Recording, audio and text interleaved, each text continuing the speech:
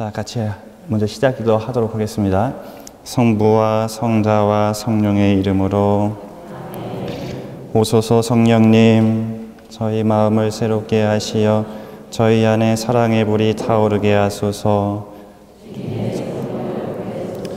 저희가 새로워지리라. 또한 우리가 새롭게 되리라. 기도합시다.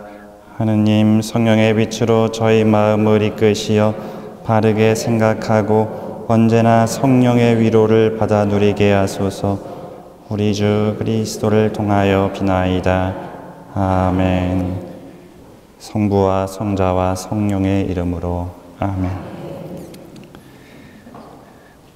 네, 오늘 대축일 미사 관계로 미사가 이제 거의 1시간 넘게 진행이 됐는데, 늦은 시간임에도 불구하고 이제 남으셔서 강의를 들으시니까 여러분들 강의가 조금이나마 도움이 되셨으면 좋겠습니다. 전혀 도움이 안 되지는 않을 것 같다 생각이 들어요. 그래, 나름대로 성실히 준비를 했는데, 이제 대림 시기가 시작한 지 아직 일주일이 채 되지 않았죠? 예.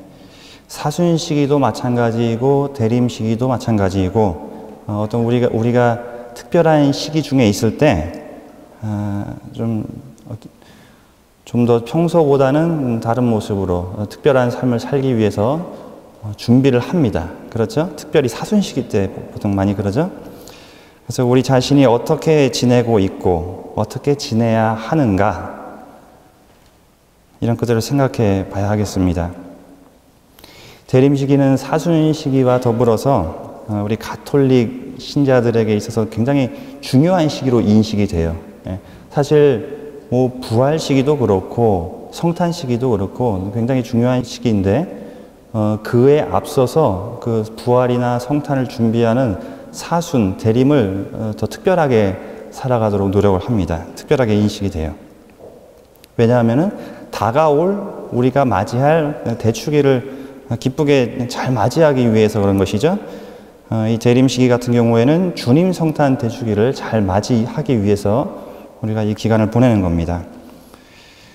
그래서 우리는 바깥의 사람들이 이 성탄을 위해서 온갖 축제의 준비로 떠들썩할 때 우리는 거기에 휩쓸리기보다는 내적으로 준비하는 시간을 필요로 합니다. 해마다 대림 시기가 시작되면 이렇게 특강을 하는 이유도 바로 거기에 있습니다. 우리 연중 시기 때 특강 이렇게 하진 않죠. 뭐 연중, 뭐 특강, 물론 이제 단체별로 피정이 있긴 합니다만, 연중 시기를 특별히 어떤 뭐 시기로 삼아서 특강을 하진 않는데, 오늘부터 이제 3차례 특강을 할 겁니다. 오늘 다음 주, 그리고 오늘이 8일이죠. 15일, 25일. 조금이나마 도움이 되길 바라면서 각자 기도하면서 주님 성탄 대축일을 잘 맞이하는 준비의 시간을 보내면 좋겠습니다. 여러분들 그 포스터를 보면은 이미 잘 아시듯이 이번 특강의 주제가 뭐죠? 네? 특강의 주제를 모르고 오셨어요. 대림 시기와 마리아의 영성이라는 주제를 제가 골라봤습니다. 왜 이 주제를 선택했느냐? 대림 시기가 이제 주님 성탄 대축일 전에 약 4주간의 기간이죠. 대축일을 잘 맞이하기 위한 내적인 준비의 기간입니다. 그래서 특별히 이 시기에 우리가 예수님을 우리 안에 모신다, 잘 모시기 위해서 그것과 관련하여 영적인 여정을 걸어가야 하는 것이 분명해요. 그렇죠? 동의하시죠? 네. 그렇지 않으면 이렇게 앉아서 특강을 들을 필요도 없죠. 그렇죠? 그런데 우리가 영적인 여정을 잘 걸어가기 위해서는 어떤 무엇인가 지침이 필요합니다. 뭐 잘 보고 따라갈 무엇인가가 있어야 돼요. 그 지침이 필요한데, 저는 그와 관련된 가장 좋은 모범을 마리아 안에서 발견할 수 있겠다, 이런 생각이 들었어요. 그런 생각이 들었어요. 왜 그런 생각이 들었냐? 메시아의 탄생에 대해서 구약의 예언서에서 많이 찾아볼 수가 있는데, 이스라엘 사람들도 메시아께서 이 세상에 오신 걸 굉장히 간절히 바랬죠. 예수님께서 오시던 그 시대에, 구약 시대에서부터 이미. 그 가운데서 저는 개인적으로 그 가운데에서, 그런데 누구보다도 예수님의 탄생을 간절히 바라고 성실히 준비하신 분은 바로 마리아이시다, 이렇게 생각이 듭니다. 그 이유는요, 먼저 마리아께서 예수님의 어머니시라는 것 하나만으로 일단 충분합니다. 아이를 가진 어머니보다 그 아이가 탄생하기를 간절히 기다리면서 노력을 기울이는 사람은 없다고 생각이 들어서 그래요. 동의하십니까? 자녀를 가진 우리 부모님들, 아버지가 더 기다리는 것 같아요? 어머니가 더 기다리는 것 같아요? 물론 뭐 아버지께서 전혀 덜 기울인다 이런 의미는 아니지만, 어머니와 비교를 해놓고 봤을 때 어머니는 아이를 늘 태안에 잉태하고 있잖아요. 그렇기 때문에 뗄래야 뗄 수가 없어요. 누구보다도 아이와 가까이 있죠. 그런 의미에서 그렇습니다. 이 마리아께서는요, 가장 먼저 예수님의 탄생 소식을 접하신 분이죠. 가브리엘 천사를 통해서요. 그리고 당신 안에 예수님을 잉태하셨고, 또 예수님께서 탄생하시기까지 단 한순간도 놓치지 않고 그 예수님과 함께 하신 유일한 분이에요. 그렇죠. 물론 이제 요셉께서도 가정을 이루면서 사셨지만, 요셉께서는 무슨 일을 하셨죠? 목수 일을 하셨죠. 일을 하실 때는 잠깐 떨어져서 일을 해야 되잖아요. 그렇지만 마리아께서는 뭐 밥을 하시든지 설거지를 하시든지 무슨 일을 하시던 간에 예수님께서 당신 태안에 계시기 때문에 떨어질 수가 없어요. 그런 의미에서 유일하신 분이라고 말씀을 드리는 겁니다. 그래서 이 대림 시기에 우리가 어떤 분을 모범으로 삼아야 하겠는가 생각을 해봤을 때, 가장 훌륭한 모범이 되시는 분은 마리아라고 생각이 들고, 마리아의 영성을 우리가 찾아서 어떤 삶을 사셨는가 그걸 찾아서 본받는 것이 이 대림 시기를 살아가는 데 있어서 가장 좋은 지침이 될 것이다, 이렇게 생각을 합니다. 마침 오늘은 우리가 원죄 없이 잉태되신 복되신 동정 마리아 대축일을 지냈죠. 이 대림 시기 안에 마리아와 관련된 이 대축일이 있다는 것, 이 대축일을 지내는 것은 굉장히 의미가 있다고 생각이 들어요. 구세주의 강생으로 이미 마리아를 당신의 영원하신 계획에서 선택을 하셨고, 또 구세주를 잉태하기에 합당하도록, 마리아가 합당하도록 처음부터 마리아의 원죄를 허락하지 않으신 그 하느님의 놀라운 계획과, 또 그 계획이 완성되도록 하느님께서 원죄를 허락하지 않은 그런 은총을 주셨는데, 그것이 헛되지 않도록, 하느님께서 주신 은총이 헛되지 않도록 그것을 완성하도록 협력하신 마리아의 거룩한 삶에 대해서 우리가 묵상해 볼 수 있는 날이에요.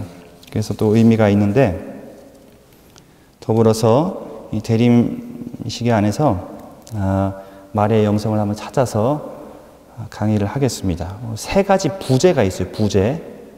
그러니까 주제는 대림 시기와 마리아의 영성이고, 그 영성이 무엇이냐, 세 가지 부제를 찾아봤습니다. 뭡니까? 기억나세요? 들어오면서 보셨어요? 첫 번째, 순명입니다. 두 번째, 나눔. 세 번째, 첫 번째 주만 기억하면 되니까 아직 세 번째 주는 모르고요. 세 번째는 묵상입니다. 그래요. 오늘은 순명에 대해서 할 텐데, 이 3주에 걸친 강의이기 때문에 제가 이제 세 가지 주제를 찾아보려고 했어요. 더 찾을 수 있으면 더 찾을 수 있을 텐데, 저는 이 복음을 보니까 이 예수님께서 탄생하시기 전에 마리아의 모습 속에서 찾아본 것이거든요. 그것을 좀 참조를 했습니다. 루카복음을요. 그리고 세 가지 발견할 수 있었는데, 첫 번째인 순명에 대해서 이제 강의를 시작하도록 하겠습니다. 루카복음에 나타난 마리아의 순명. 먼저 루카복음에 제가 본문을 읽어드릴게요. 성경을 가지고 계시면 참조를 하셔도 되겠고요. 예수님의 탄생 예고에 관한 부분입니다. 루카복음 1장 26절에서 38절. 모르는 사람이 없는 복음이에요. 여섯째 달에 하느님께서는 가브리엘 천사를 갈릴레아 지방 나자렛이라는 고을로 보내시어 다윗 집안의 요셉이라는 사람과 약혼한 처녀를 찾아가게 하셨다. 그 처녀의 이름은 마리아였다. 천사가 마리아의 집으로 들어가 말하였다. 은총이 가득한 이여 기뻐하여라. 주님께서 너와 함께 계시다. 이 말에 마리아는 몹시 놀랐다. 그리고 이 인사말이 무슨 뜻인가 하고 곰곰이 생각하였다. 천사가 다시 마리아에게 말하였다. 두려워하지 마라 마리아야. 너는 하느님의 총애를 받았다. 보라, 이제 내가 잉태하여 아들을 낳을 터이니 그 이름을 예수라 하여라.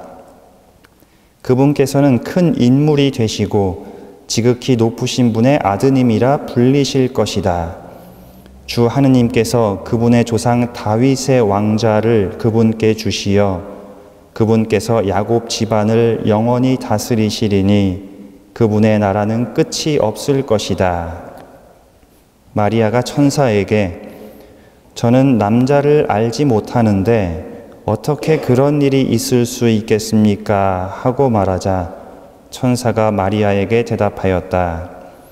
성령께서 너에게 내려오시고 지극히 높으신 분의 힘이 너를 덮을 것이다. 그러므로 태어날 아기는 거룩하신 분, 하느님의 아드님이라고 불릴 것이다. 내 친척 엘리사벳을 보아라. 그 늙은 나이에도 아들을 잉태하였다. 아이를 못 낳는 여자라고 불리던 그가 임신한 지 6달이 되었다. 하느님께는 불가능한 일이 없다. 마리아가 말하였다. 보십시오. 저는 주님의 종입니다. 말씀하신 대로 저에게 이루어지기를 바랍니다. 그러자 천사는 마리아에게서 떠나갔다. 자, 여기까지입니다.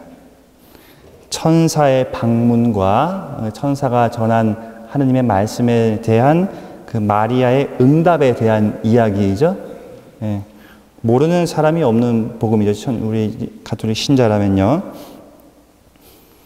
이 마리아께서는 천사가 전하는 하느님의 말씀을 믿고 따릅니다. 이제 우리가 이 본문을 보고 뭐 성모, 영모라고 하기도 하고 또는 뭐 수태고지 이런 표현을 쓰기도 하죠. 이 본문은 제 개인적으로는 어떤 순명이라고 하는 영성에 있어서 이 순명에 있어서는 교과서와 같은 본문이 아닐까 그렇게 생각을 해봐요. 네. 그럼 먼저 이 순명이란 무엇인가? 순명이 뭡니까? 순명? 네. 순명이 뭐예요? 다 아시죠? 네. 하느님의 말씀을 따르는 거 보통 그냥 순명이라고 얘기를 합니다. 하느님께서 이렇게 하라고 우리에게 말씀을 하시면은 그대로 따라서 행하는 것, 순명이라고 하는데 좀 더 구체적으로 자세히 순명을 뭐라고 하냐면은 이 가톨릭 사전에서는 이렇게 얘기를 하고 있어요. 자유의지를 가지고 자유의지를 가지고 기쁜 마음으로 하느님의 명령을 따르는 마음 자세를 일컫는다. 이게 순명이에요. 가톨릭 사전에서 정의하는 내용입니다. 제가 지어낸 게 아니고요.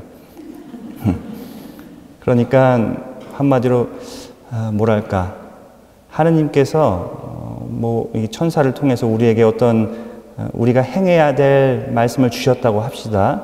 그런데 따르긴 따랐어요. 그런데 뭐랄까 좀 불편하고 별로 기쁘지도 않고 억지로 따랐어요. 그러면 순명이라고 할 수 있겠어요? 이 정의랑 맞지 않죠.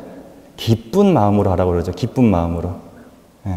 그것이 이제 내 자신에게 이게 변화의 시간이 필요해. 순명이라는 것은 당장 하나님이 말씀하신 것을 네 그렇게 하겠습니다 이런 것이 아니고 처음에는 갈등도 있습니다. 그렇지만 그것이 내 안에서 이제 점점 변화를 내가 일으켜야 하고 결국에는 마침내는 그것이 나한테 어떤 기쁘게 다가왔을 때 진정한 의미에서 순명이라고 할 수 있겠어요.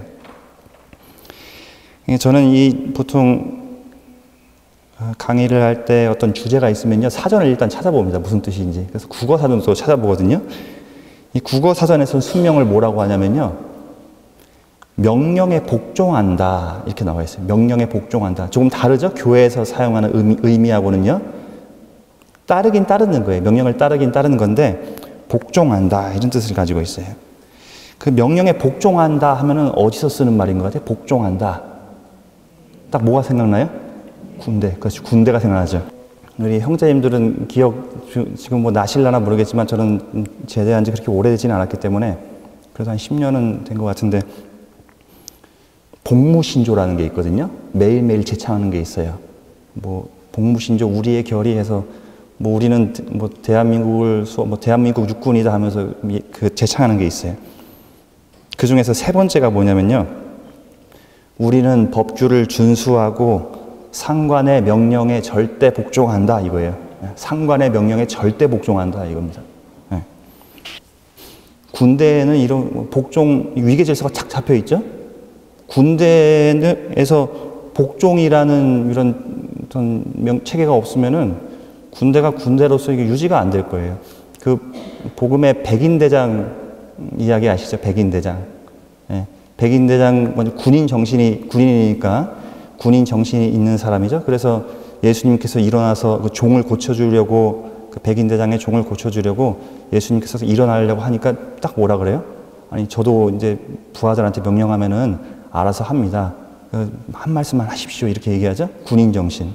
네. 그런 것인데, 근데 이 분명한 것은 복종은 순명하고는 느낌이 다릅니다. 그렇죠? 네. 하느님께 순명한 것이 우리 군대에서 복종하는 것과 같은 의미가, 사전에서는 이 순명을 명령에 복종한다 이런 의미를 가지고 있지만 이 순명하고 복종은 분명히 다르죠? 이 순명은 분명 복종과는 다른 의미로 쓰이는데 이 순명의 순자는요, 뭐 한문을 보면은 순자는 순수하다 그런 의미가 있습니다. 순수하다. 순수하다. 그래서 순명은 좀 더 뭐랄까 부드러운 어감을 줍니다. 우리에게. 복종, 순명, 순명. 부드러운 어감을 줘요. 상관의 명령에 무조건 절대적으로 따른다는 그런 의미보다는 아까 우리가 자유의지를 갖고 기쁜 마음으로 하느님의 뜻에 따른다 그런 것처럼 자발적으로 따른다는 의미가 더 많이 포함되어 있습니다. 그렇죠? 순명은 복종과 달리 복종은 무조건이라고 한다면은 순명은 자발적으로.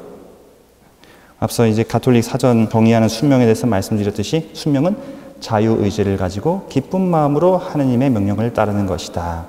강압에 의해서 따르는 것이 아니고, 그리고 명령에 따르지 않았을 때에 내가 그 명령을 따르지 않으면 내가 무슨 불이익을 받을 것 같다. 그래서 그것을 피하기 위해서는 무조건 따라야겠다. 그런 생각을 갖고 따르는 것이 아니에요. 뭐 예를 들면 또 하느님께서 우리에게 어떤 말씀을 내렸다고 합시다. 내가 저거를 듣지 않으면 분명 벌을 받을 것 같은데 내가 그 벌을 피하기 위해서라도, 하느님께 혼나지 않기 위해서라도 따라야겠다. 이런 것은 이제 자발적으로 기쁜 마음으로 따르는 것이 아니겠죠. 순수한 마음으로, 순자가 순수하다는 의미를 지닌다 그랬죠.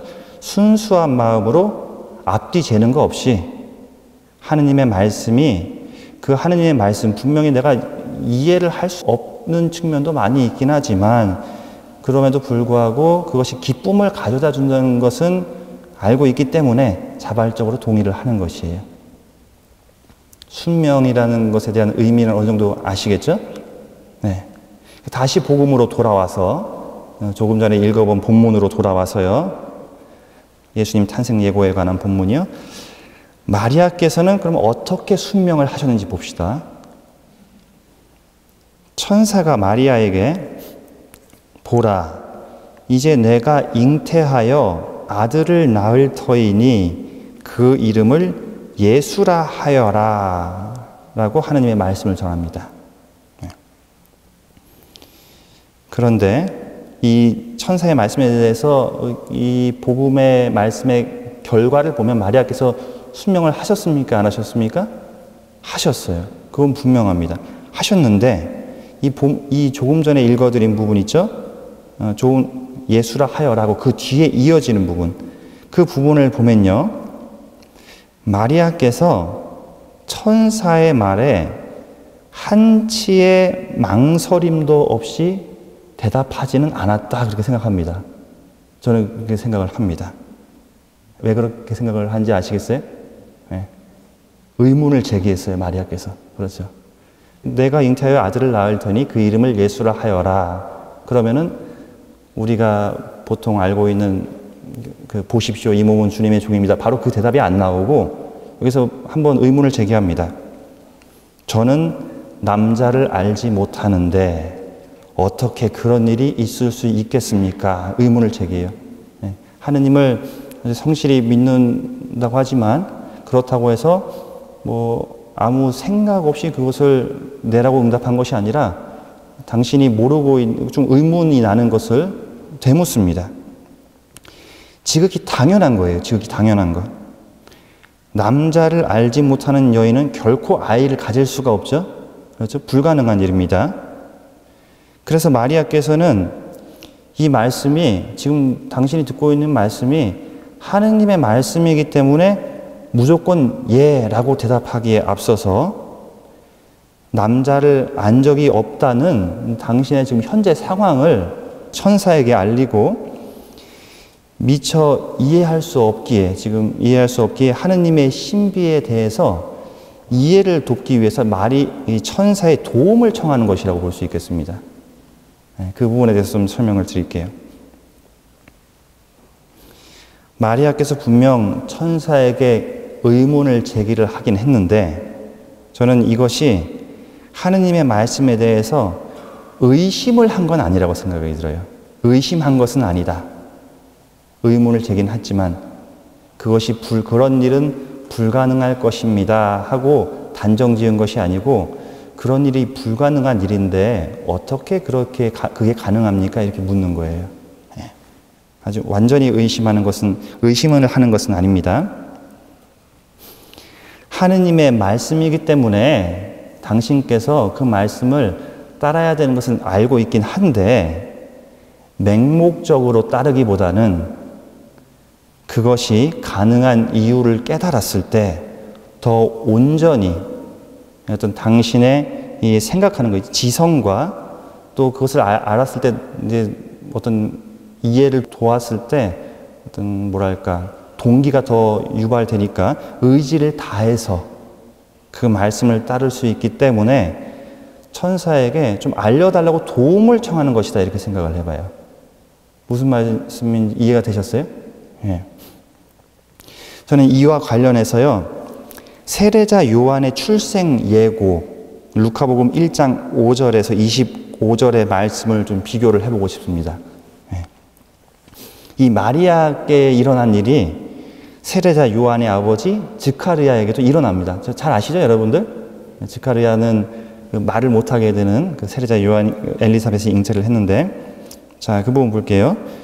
이 즈카르야는 아이를 못 낳는 아내 엘리사벳이 아들을 낳을 것이라는 천사의 소식을 듣자 이렇게 대답을 합니다. 제가 그것을 어떻게 알 수 있겠습니까? 저는 늙은이고 제 아내도 나이가 많습니다. 그러자 천사는 즈카르야가 의심을 품어서 아이를 낳을 때까지 벙어리가 되어 말을 못하게 될 것이라고 합니다. 이 부분을 볼 때 의문이 들기도 했어요. 왜 즈카르야는 이런 일을 겪어야 했고 마리아께서도 의문을 제기했는데 마리아는 천사가 친절하게 설명을 해줍니다. 왜 그런지. 예. 마리아 차별을 하는 것인가. 이런 생각도 해봤었어요. 그런데 이 즈카르야를 마리아와 비교를 해봤을 때 어떻게 그런 일이 일어날 수 있는, 이 즈카르야는 어떻게 그런 일이 가능한지 천사한테 물어본 것이 아니었어요. 네, 물어본 것이 아니고 본인과 아내가 나이가 많다는 것을 이유로 본인은 그것을 알 수 없습니다. 이렇게 얘기를 했어요. 다시 그 부분을 보면은 제가 그것을 어떻게 알 수 있겠습니까? 이렇게 대답합니다. 나는 그것을 모릅니다. 이런 뜻이에요. 우리말로 좀 바꿔서 제가 뉘앙스를 좀 쉽게 표현을 하자면요. 지카르의 경우에는 설마 그런 불가능한 일이 제게 일어나겠습니까? 이런 의미라고 볼 수 있겠고, 대조적으로 마리아의 대답은요. 그런 불가능한 일이 어떻게 일어날 수 있는지 저에게 좀 알려주시겠습니까? 이런 의미를, 이런 뉘앙스의 차이를 지닌다고 생각을 해요. 이 차이점을 알겠어요? 천사의 말을 듣고 어떻게 그런 일이 있을 수가 있어요? 이런 대답과 어떻게 그런 일이 가능한지 좀 자세히 설명을 부탁드립니다. 이런 말의 차이가 있다고 생각이 들어요. 그래서 마리아께서는 천사에게 어떻게 그런 일이 가능한지 그 마리아께서 묻는 것은 지카르야의 상황처럼 천사가 전하는 하느님의 말씀에 의심을 품었기 때문이 아니에요. 의심을 품었기 때문이 아니라 당신 스스로가 그냥 천사가 말했으니까 맹목적으로 따른다 이런 것보다는 조금이라도 그 말씀의 의미를 더 깊이 이해해서 당신의 지성과 내가 생각하는 거예요. 그 말씀을 이렇게 곰곰이 생각을 하는 거예요. 그 지성과 또 내가 맹목적으로 따르는 것보다 무엇인가를 알고 따랐을 때 아까 말씀드렸듯이 동기가 더 유발되거든요. 마음에서 그 따르고자 하는 마음이 더 드는 것이거든요.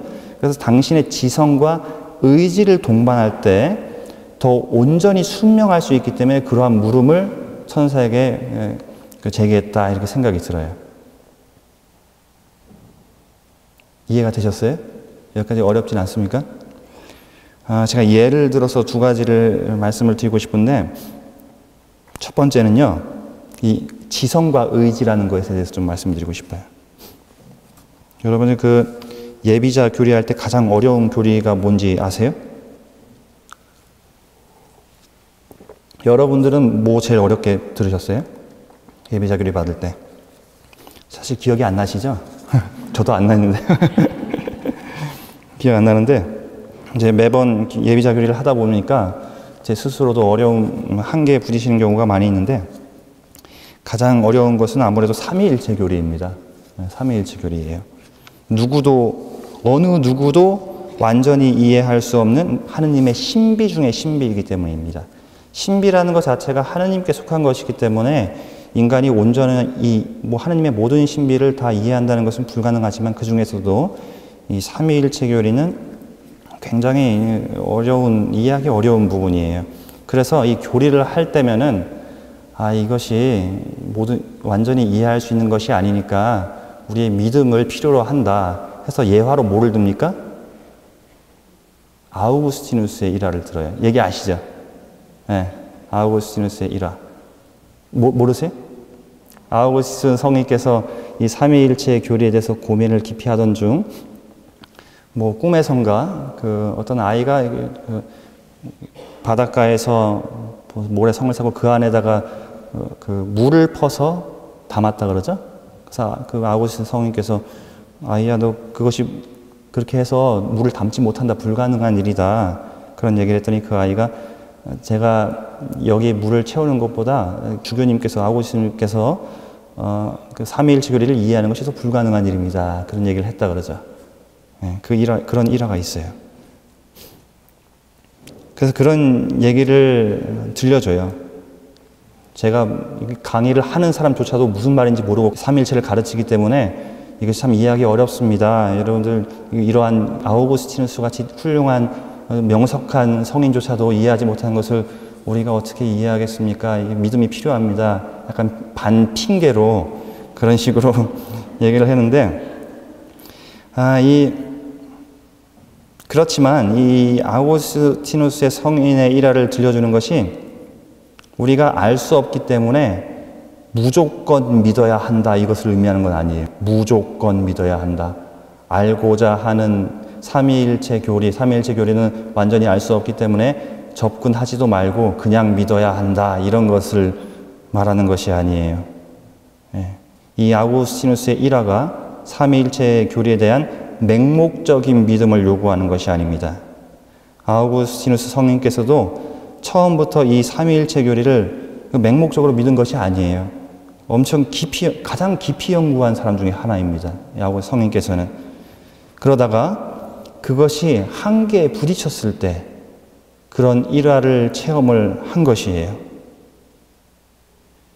처음부터 맹목적인 믿는 것이 아니라 자기의 그 하느님에 대해서 알고자 하는 지성, 그리고 그렇게 하고자 하는 의지, 지성과 의지를 다해서 그것을 파악하려고 애썼지만 하느님의 신비는 인간의 힘으로는 온전히 깨달을 수 없다는 것까지 알게 되었을 때 마침내 거기서부터 믿음으로 나아간 것이에요.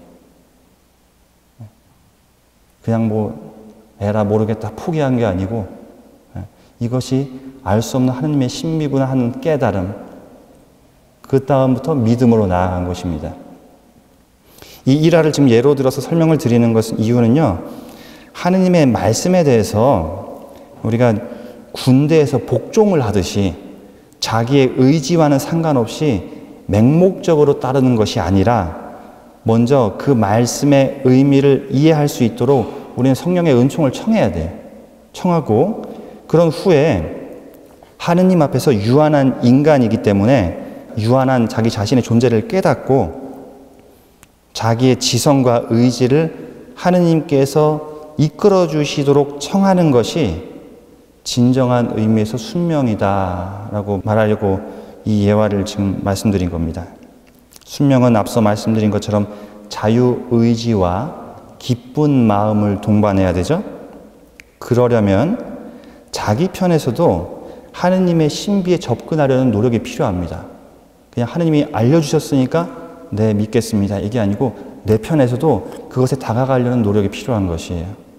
그것이 지성과 의지를 동반하는 것이다. 동반하는 순명이다. 얘기를 할 수 있겠습니다. 네. 한 가지 예를 더 말씀드리자면은 여러분 그 성 이냐시오 로욜라의 기도 아시나요? 성가에서 잘 불러요. 221번이에요. 가톨릭 성가 221번. 주여 나를 온전히 받아주소서 하는 거. 네. 제목은 받아주소서. 아시죠? 네. 이게 성 이냐시오 로욜라의 기도입니다. 이제 성가책에는 가사를 좀 가사 비슷해요. 그 기도문을 읽어드릴게요. 주여 나를 받으소서. 나의 모든 자유와 나의 기억과 지성과 의지와 저에게 있는 모든 것과 제가 소유한 모든 것을 받아주소서. 여기까지입니다. 자기를 봉헌하는 기도예요. 하느님께 자기를 봉헌하는 기도인데 이 기도문에서 이게 발견할 수 있듯이 자기의 지성과 의지를 포함해서 하느님께 봉헌을 하죠. 예, 자기의 지성과 의지를 포함해서 봉헌을 한다. 우리가 보통 하느님께 무엇인가 봉헌을 한다고 할 때 무엇을 봉헌해야 하는가 이렇게 생각을 하게 되는데 주님께서 원하시는 방향대로 생각을 하고 주님께서 원하시는 그 지향하는 것이 원하시는 것을 지향하는 것, 주님께서 원하시는 것을 내가 바라는 것, 그것이 진정한 의미에서 자기를 봉헌하는 것입니다. 보통 우리가 봉헌이라고 하면은 예물을 드리거나 봉헌이라고 뭐를 내는 거니까 예물을 드리거나 또는 봉사를 하는 것 이런 것들을 생각할 수 있어요. 맞습니다. 그것은 뭐 틀린 게 아니고 합당한 봉헌입니다. 그런데 먼저 자기 내면에 있는 내가 생각하고 사고하고 지각할 수 있는 능력, 무엇인가를 하고자 하는 의지, 이런 것도 하느님의 뜻대로 움직여 주시기를 청하는 것, 이것도 봉헌이에요. 예. 이 말씀을 드리는 것 또한 순명이 예라고 대답을 드리는 것만을 뜻하는 것이 아니라 자기의 지성과 의지를 다하여 하느님께 예라고 하는 것이기 때문에 말씀을 드리는 거예요. 그 의미가 무슨 뜻인지 알겠죠? 내 지성과 의지를 다 함께 봉헌해서 하느님께 순명을 한다는 것은 하느님께서 나한테 명령을 하셨을 때 그냥 하느님 말씀이니까 무조건 따라야 돼. 이게 아니고 아까도 말씀드렸듯이 그 말씀이 하느님의 뜻을 내가 생각하고 그걸 좀 더 알아가고 이러한 사고와 그것을 하고자 하는 의지, 그래서 동반해서 함께 예라고 하는 것. 그것을 진정한 순명이라고 얘기를 할 수 있겠어요. 자, 정리를 하자면요. 계속 말씀드리지만 순명은 맹목적으로 하느님의 말씀에 무조건 따르는 것이 아니라 본인의 지성으로는 이해할 수 없는 일이기는 하지만 그것이 하느님께서 하시는 일이기 때문에 선한 결과를 가져온다는 믿음을 가지고 선한 의지를 가지고 따르는 것입니다. 우리가 복종을 한다 그러면 복종은요, 자기의 어떤 선한 의지와는 상관이 없습니다. 자기의 의지와는 상관없어요. 상관의 명령이기 때문에 따르는 거예요. 명령이기 때문에 따르는 것이지만 순명은 자유의지를 가지고 기쁜 마음으로 하느님의 뜻을 따르는 것입니다. 그래서 마리아께서 저는 남자를 알지 못하는데 어떻게 그런 일이 있을 수 있겠습니까? 하고 천사에게 묻는 것은 그냥 예, 그렇게 하겠습니다 라고 말할 수도 있지만, 그렇게 말할 수도 있지만 천사가 더 일러줄 하느님의 뜻을 바탕으로 마리아께서 당신의 지성과 의지를 다해서, 더 다른 말로 하면 자신의 전 존재를 다 바쳐서 거짓 없이 순명하기 위한 준비라고 말할 수 있겠습니다. 이어서 제가 조금 전에 말씀드린 것은 이제 지성과 의지를 다하는 순명에 대한 것이었고요. 이 순명의 원동력에 대해서 어디서 이 순명이 비롯되는가, 진정한 순명이라는 것이 마리아께서 지성과 의지를 다해서 순명을 하셨는데 그것은 어디서 비롯되는가? 먼저 믿음에서 비롯된다는 말씀을 말씀드리겠습니다. 이 하느님의 뜻을 더욱 깊이 알고자 했던 마리아의 질문에 천사는 이렇게 대답을 하죠. 성령께서 너에게 내려오시고 지극히 높으신 분의 힘이 너를 덮을 것이다. 이게 마리아께서 천사에게 물어본 질문에 대한 답이에요. 어떻게 그런 일이, 남자를 모르는데 어떻게 그런 일이 가능하겠습니까? 했더니 성령께서 너에게 내려오시고 지극히 높으신 분의 힘이 너를 덮을 것이다. 그리고 엘리사벳의 이야기를 들려주고 그리고 나서 마지막 이 한마디, 하느님께는 불가능한 일이 없다. 하느님께는 불가능한 일이 없다.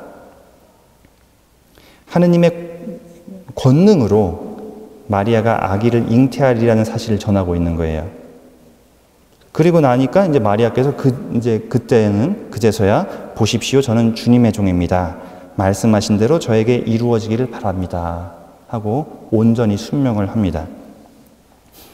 어떻게 남자를 모르는 마리아가 아이를 잉태하게 될 것인지 천사가 답변을 줘요. 마리아에게 답변을 주자 마리아는 이제 그제서야 망설임 없이 하느님의 뜻에 순명을 합니다.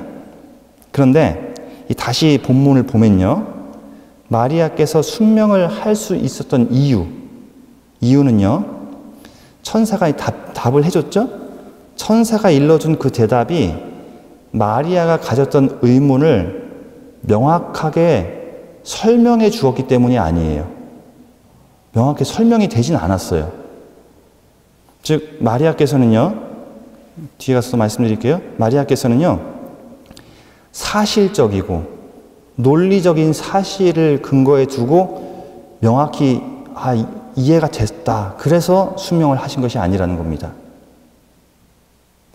남자를 모르는데 어떻게 아기를 잉태할 수 있는지 그 천사가 그에 대한 근거로 제시한 것은요, 어떤 과학적인 사실을 얘기한 것이 아니라 하느님께는 불가능한 일이 없다, 이거예요. 하느님께는 불가능한 일이 없다. 더 의문이 생길 수도 있어요. 만약에 신앙이 없는 사람이라고 한다면. 자, 이런 일을 신앙심이 약한 사람이 겪었다고 하면은 아마 충분히 납득을 하지 못했을 거예요. 앞서 지카리아의 예를 다시 들면요. 앞서 언급했던 지카리아의 예를 다시 들면은 이 지카리아는 하느님의 뜻에 의해서 엘리사벳이 아이를 가지리라는 말을 온전히 받아들이지 못했어요. 그렇죠?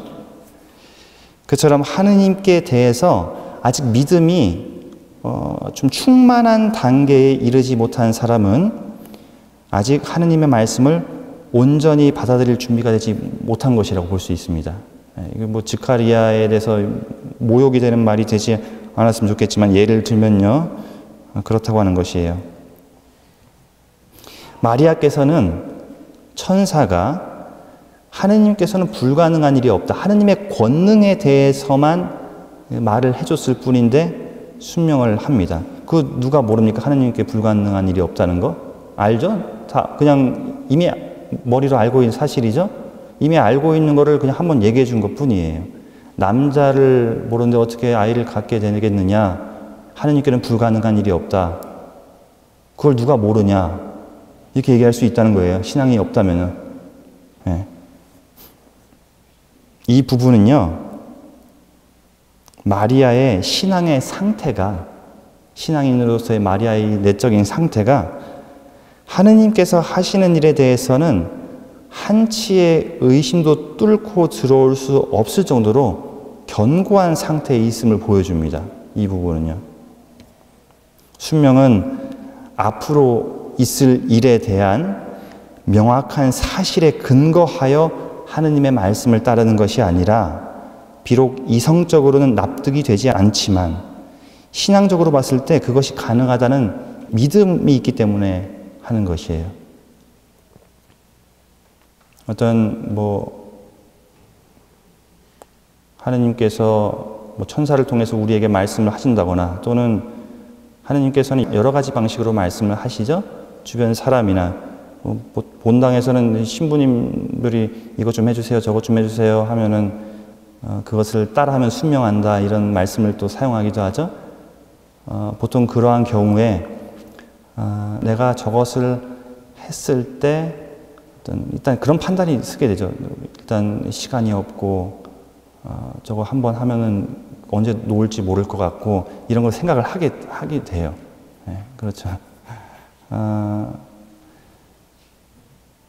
그런데 어떤 경우에는 저걸 하면은 내가 또 좋은 것을 얻을 수도 있겠다. 어떤 면에서는 좋은 측면이 있겠다. 이런 것도 생각할 수 있습니다. 근데 그런 거 따져서 좋으니까 해보자 이런 것이 아니에요. 따져서 좋으니까 그러면은 제가 순명하는 마음으로 하겠습니다. 이건 진정한 의미에서 순명이라고 볼 수 없다는 것이고, 진정한 의미에서 순명이라는 것은요, 앞뒤 판단해서 판단을 해서 그것이 명확하게 이제 뇌리에 꽂혔다. 내가 딱 이제 깨달았다. 확실하다. 이거 하면 분명히 나한테 이득이 있다. 이런 생각으로 하는 것이 아니고, 그것이 나에게 좋은 거 줄지 나쁜 거 줄지 몰라요. 그럼에도 불구하고 하느님께서 하시는 일이기 때문에 분명히 좋은 결과를 낳는다는 것, 믿음을 가지고 따라가는 것이에요. 만약에 마리아께서 믿음이 약하신 분이셨다면 천사가 마리아에게 엘리사벳에 대한 이야기를 들려주었을 때 엘리사벳이 아무리 늙고 나이를 못하는 여자라고 해도 어느 경우에는 예외가 있지 않습니까? 그래서 임신할 가능성이 있었던 거 아닙니까? 이렇게 반문을 했을 수도 있다고 생각이 들어요. 예. 천사는 그것이 하느님께서 하신 일이라고 했지만 그것이 우리 신앙이 부족한 상태에서 그 말씀을 들었을 때는 그것이 그 예외의 경우도 있는 거 아니냐? 하느님께서 하신 일이지 어디 그게 명확한 근거가 있느냐? 이렇게 말할 수 있는 거예요.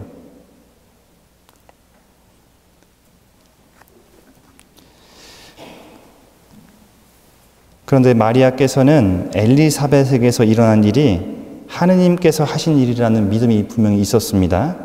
하느님께는 불가능한 일이 없음과 그렇기 때문에 자기에게 일어날 일도 천사가 일러준 대로 확실히 일어날 것이라는 믿음이 있었기 때문에 순명을 하는 것이에요. 믿음을 바탕으로 순명했다는 것을 말씀드리는 겁니다. 그래서 마리아의 순명은 어떤 과학적인 명확한 사실에 기반한 것이 아니라 하느님께 대한 믿음이 원동력이 된 것이다. 그래서 말씀드립니다. 자기의 지성과 의지를 다해서 순명을 한다. 하나님께 내 의지와 지성을 다해서 순명을 한다. 그렇게 할 수 있는 원동력은 하나님께 대한 믿음에서 비롯된 것이다. 그래서 이 믿음에 관한 말씀, 그리고 제가 지성과 의지에 대해서 말씀드렸죠. 이 두 가지를 종합을 해보면요. 마리아께서 보여주신 순명은요, 무조건적인, 맹목적인 순명이 아니라 당신의 지성과 의지를 동반한, 즉 자기의 전 존재를 다한 순명이고, 어떤 사실에 근거한 것이 아니라 비록 인간의 한계로 인해서 완전히 이해할 수는 없지만 하느님의 신비에 대한 온전한 믿음에서 비롯된 순명입니다. 한마디로 정리하면 마리아의 순명은 지성과 의지를 다하여 믿음으로써 하느님의 말씀에 기쁘게 응답한 것이다. 이렇게 말씀드릴 수 있겠어요. 이해가 되셨어요? 어렵진 않으시죠? 예. 그래요. 내 지성과 의지를 다한다. 그리고 또 어떤 사실이 아니라 우리 믿음에서 비롯된다. 그 부분만 기억을 하시면 되겠고, 그럼 이 대림시기, 우리가 마리아께서 어떻게 순명을 하셨는가, 그것을 보았으니까, 그러면 우리 대림시기의 순명의 삶은 어떻게 우리가 받아들일 수 있는가, 우리가 대림시기를 살아가면서 순명의 영성을 어떻게 살아가야 하는가, 그것을 두 가지를 말씀드리고 싶습니다. 마리아의 순명은요, 하느님의 구원 계획이 성취되는 데 큰 역할을 했습니다. 예수님의 강생은 마리아의 순명과 함께 구체적으로 이 세상에서 실현이 된 거죠. 마리아가 순명을 했기 때문에 성령의 뜻이 이루어진 것이에요. 그러므로 우리는 주님 탄생 대축일을 준비하는 이 대림 시기에 마리아께서 하신 그 순명을 오늘 아까 제가 처음에 읽었던 복음 말씀을, 루카복음을 상기하면서 우리 안에 오실 예수님을 맞이하는 것이 필요하죠. 그렇다면 우리가 어떻게 순명의 삶을 살 것인가? 복음에 아까 보았던 본문 예수님의 탄생 예고에서의 말씀처럼 천사가 우리를 어느 순간 찾아왔는데 그때 하느님의 말씀을 우리에게 전해줄 때 우리가 올바로 응답하는 것인가? 그런데 복음에 나오는 상황이 그대로 우리한테 일어나진 않죠? 천사가 어느 날 우리한테 찾아올 일은 없을 겁니다. 이 대림, 그렇죠? 있을 수도 있지만 우리 그런 일을 기대할 수는 일은 없어요. 우리가 읽어본 본문은 천사가 마리아를 방문한 것이지만 우리는 그 의미를 재해석해서 우리 삶에서 바라볼 필요가 있는 것이에요. 우리는 각자 다른 모습의 일상에서 다른 방식으로 하느님의 부르심을 체험합니다. 다 달라요. 직업도 다르고 하는 일 다르기 때문에, 직업이 똑같아도 사는 환경이 다르기 때문에 하느님께서 부르시는 방법은 다양하게 일어납니다. 그래서 그 다양성 안에서 자기 안에서 울려 퍼지는 양심의 소리, 내면에서 울려 퍼지는 소리 통해서, 또는 주변 사람들의 입과 말과 행동을 통해서 우리는 하느님께서 우리를 부르시는 소리를 들을 수가 있어요. 하느님께서 우리에게 뭘 원하시는지. 그런 때에 올바른 선택을 하는 것, 그럴 때 그렇게 하느님이 부르시는 것이 오늘 이 복음에서 천사가 마리아를 방문한 그 일과 같다고 생각을 해보면 되겠어요. 그 순간에 우리가 올바른 선택을 하는 것, 그것이 올바른 응답을 드리는 것입니다. 그것이 순명하는 삶이 되겠죠. 자, 첫 번째로 먼저 일상 속에서 올바로 응답하는 삶을 살아야 할 것입니다. 마리아께서는 하느님의 말씀에 올바로 응답한 그 순간이 있죠. 아까 읽은 복음, 그때부터 예수님을 잉태하십니다. 그리고 예수님께서 탄생하시기까지 약 9개월간, 보통 아이를 갖는 기간이 9개월이라고 하죠. 9개월간 당신 태 속에 있는 예수님과 함께 하시죠. 우리는 복음을 통해서요, 그 9개월이란 기간 사이에 무슨 일이 일어났는지 다 알 수는 없습니다.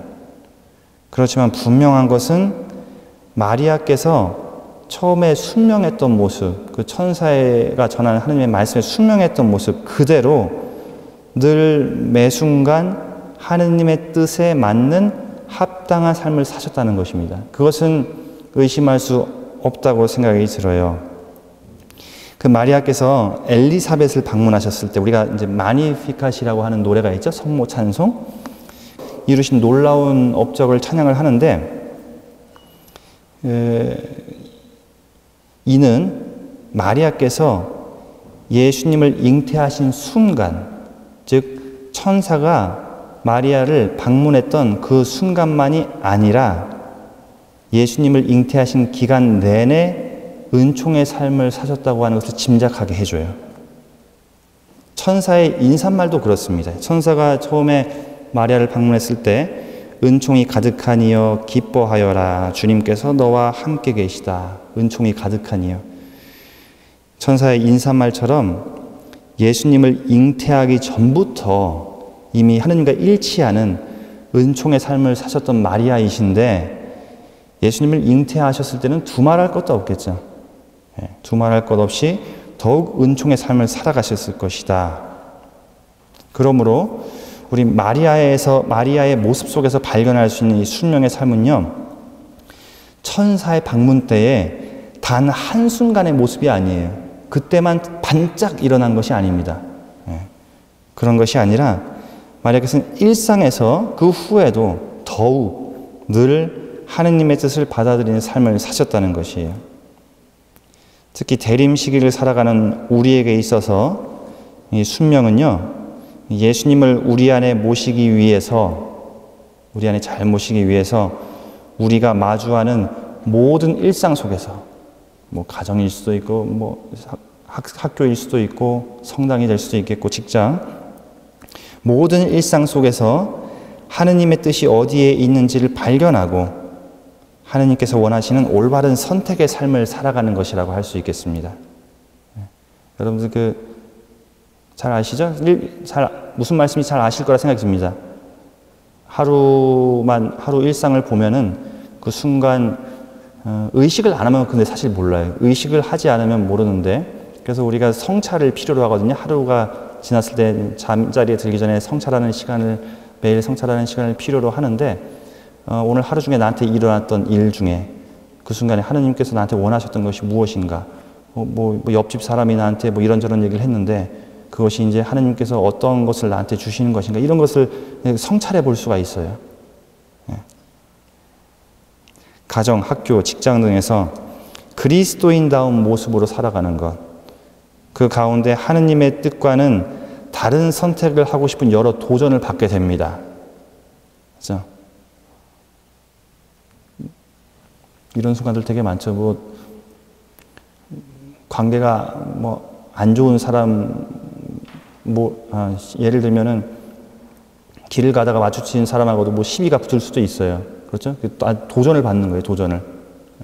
그 순간 내가 선택해야 되는 올바른 것이 무엇인가, 올바른 선택을 하는 것, 그것이 바로 순명하는 삶입니다.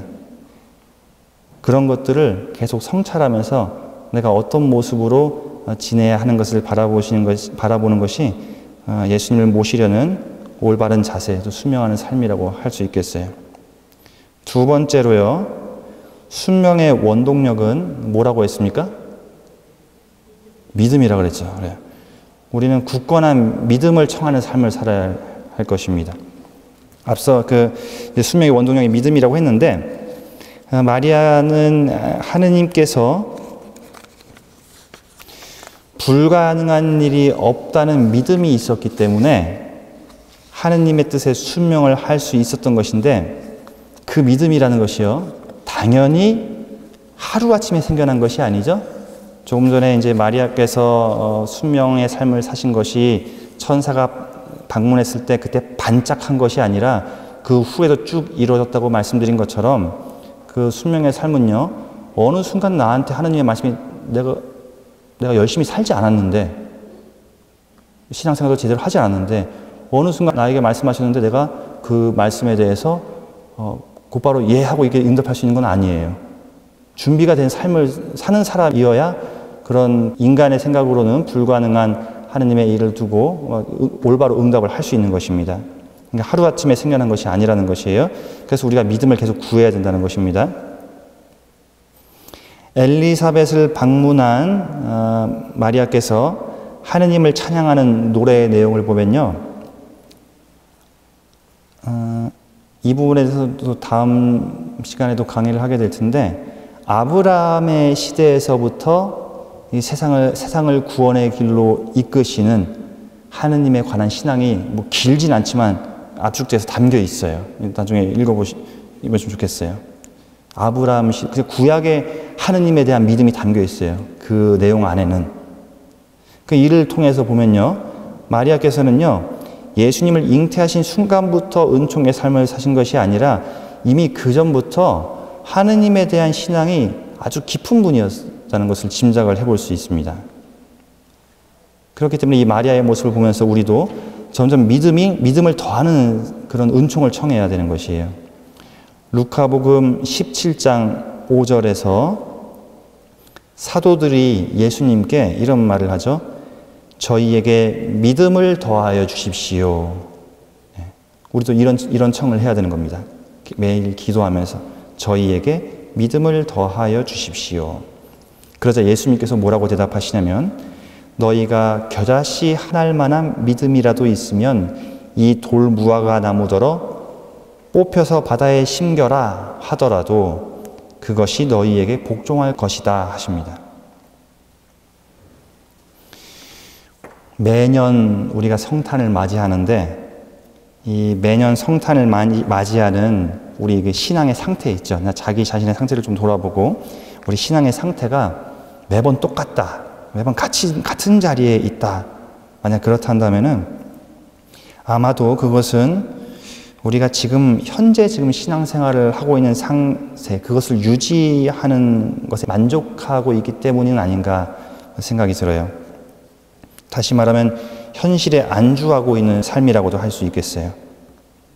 만약 우리 스스로가요, 여러분들 지금 적어도 이 늦은 시간에 특강을 들으러 이렇게 오신 것은 뭔가 좀 배우고, 조금이라도 배우고, 이 대림시기를 여기 안 왔다고 안 온 사람들 뭐라고 하는 것이 아니고, 적어도 지금 일단 여기 계신 여러분들 적어도 내가 대림시기를 좀 평범하진 않고 좀 잘 살아보자 하는 마음이 있어서 온 것이잖아요.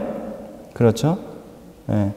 그러한 마음가짐이 있다면은 이때만이 아니고, 이 강의 듣는 이 시간만이 아니고 매일매일 하루하루를 계속 하느님께 더 굳건한 믿음을 청하는 그런 모습을 우리가 가져야겠다, 이런 것입니다.